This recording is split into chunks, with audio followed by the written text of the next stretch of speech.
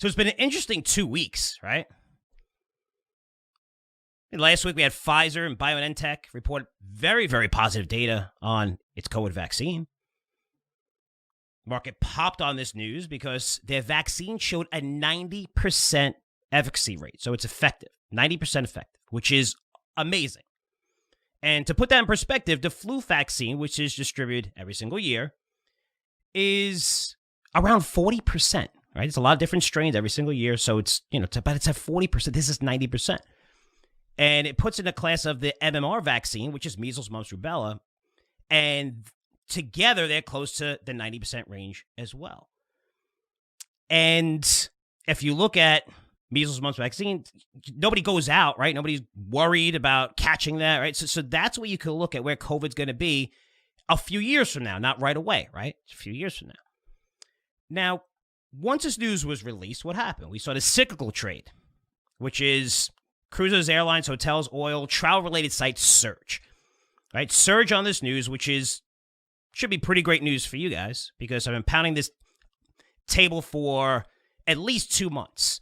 And as you guys know, I'm not someone that pats myself on the back ever. Okay, I cover my losers more than my winners. And I do that for a reason, because we all become better investors when we focus on our losers and how do we get better. So I'm not being arrogant in saying that, but I saw a little risk in these names. Given that most are still down more than 25% from their highs. A lot of these names did a great job cutting costs, extending their debt schedules, hunkering down during those lockdowns. Plus, if you look at the hotels, casino, cruise lines, I wasn't recommending just any one of them. I was recommending those with the best balance sheets. And a lot of those names are seeing huge bookings for 2021. What does that mean? It means people are dying to get out of their houses. They're dying to get out of their houses. We all know that. Everyone listening to this can identify this. Everyone in the world can identify with this. It's not easy. Staying home, not being able to travel ever, even see family members or business. It's not easy. Plus, with the vaccine coming out soon, right? 2 months ago, we had amazing data from Moderna and Pfizer. This was phase 2/phase 3 data that came out that was extremely positive. It just made sense to get into these stocks. I mean, the timing might have been a little difficult because, hey, COVID's not going to be cured right away. But, when we look at this, eventually we're going to find a way out of this. And now with the vaccine news from last week from Pfizer was great. It's awesome news. So if you're looking at the market as a whole, guys, even look at what stocks went up and the stay-at-home stocks. You're looking at large technology stocks. When you're looking at this market, you're not going to see a lot of money come out and go into treasuries, which we've seen a lot because they're yielding what? 0.9, 0.8, whatever it is today. I mean, accounting for inflation, you're going to make nothing, right? You're going to make a negative return. So what's going on in the stock market is what you're seeing is a rotation. It's the same amount of money that's in there, it's just being rotated into different areas. So the rotation was going to take place where, hey, a lot of money managers, and you saw that with 13Fs, they come out every quarter. They were just released a couple days ago. So you could look at, Tepper, Loeb, Buffett, all these guys. I believe it's over $100 million in management. They have to list everything that they own, that they increased, all those positions that they decreased and closed. They have to, list all that stuff. And you saw that. You've seen the rotation out of technology and into a lot of these names, which is really good news. Now it gets even better, right? Because earlier this week, we had Moderna come out with results from its COVID vaccine. It was a phase 3 trial as well. It showed a 94% effective rate, which is really the same as 90%, but it sounds better, right? 94%. The vaccine uses the same technology as Pfizer, which is called mRNA. It's just basically, not to bore you, it's a form of immunotherapy. They inject proteins into cells, and then the cells are able to attach to other cells. Because even when you get cancer, your immune system fights it and realizes it can't win and gives up, and that's how it spreads. So these forms of immunotherapy, which mRNA is, it tells your immune system, hey, to keep fighting, and this one actually attaches itself and feeds off of it and creates even better cells. It's really amazing. I mean, you really got to look into it. It gets a little technical, but it's really cool. So these two companies are both had the same technology. But when it comes to logistics, there's a big difference because Pfizer's vaccine has to be kept at nearly minus 100 degrees Fahrenheit to remain effective. If you want to put that in perspective, that's about 20 degrees colder than extreme winter temperatures in the South Pole. Pretty crazy.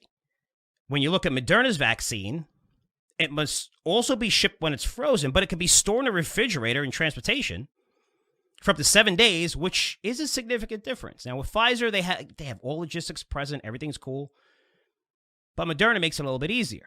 Now, there was a little back and forth on almost every media channel and big personalities in social media, if you guys are on your Twitters and Facebooks or whatever, since Moderna was 94% effective and Pfizer was just 90%.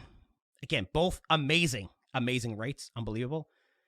And for the record, today, okay, taping this Wednesday, today, Pfizer reported safety data, which said that the new data confirms a 95% effective rate, just perfectly a little bit higher than Moderna. I get it.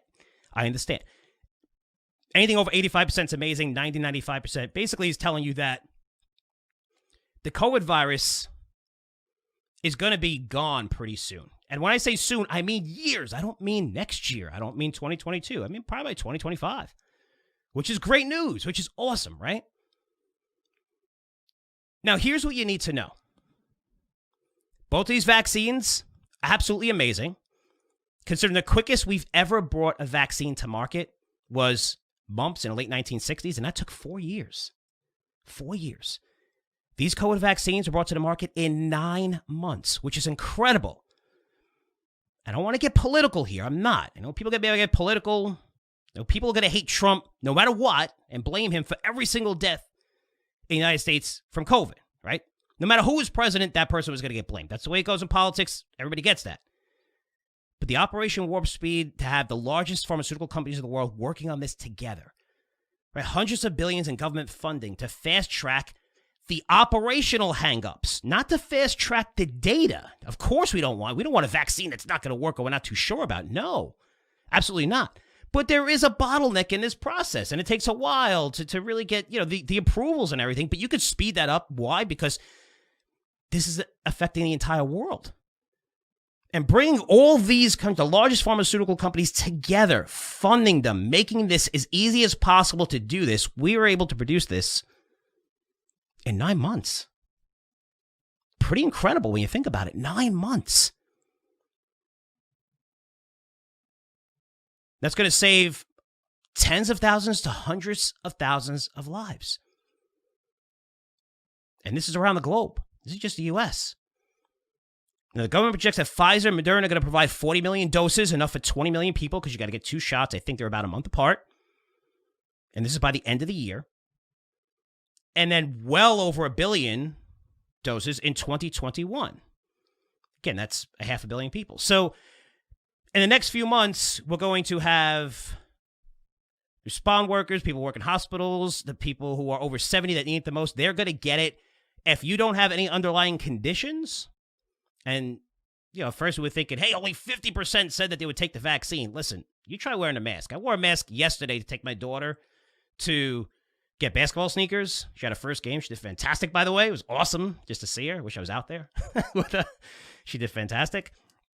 And we were in the store for like an hour, and my wife, we have, I guess, our personalized masks that we have, and then we just leave the regular ones, 10 or 12 that come in a pack. We leave that in our cars in case we forget. So we took our car, so I forgot mine. It was, it was black, but it had like an inside covering. I couldn't even breathe. I got a headache. I was like, ugh.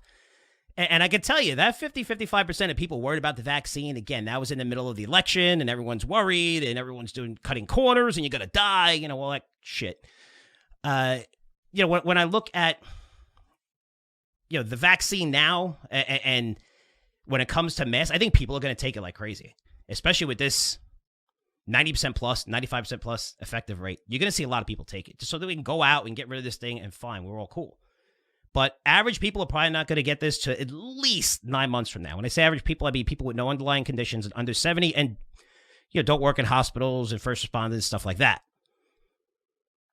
Now, great news all around, right? Really great news with the vaccines, which if you put alongside the incredible results from Home Depot, Walmart, Target, which I'm going to break down later with Daniel, shouldn't surprise anyone with these results, since these are companies that were allowed to stay open while everybody else closed, which is kind of amazing. But you're seeing these results. I mean, Target blew them out, Walmart, just amazing. I'm going to break this down a little bit later with Daniel. But those results and the vaccine news pushed the markets to all-time highs.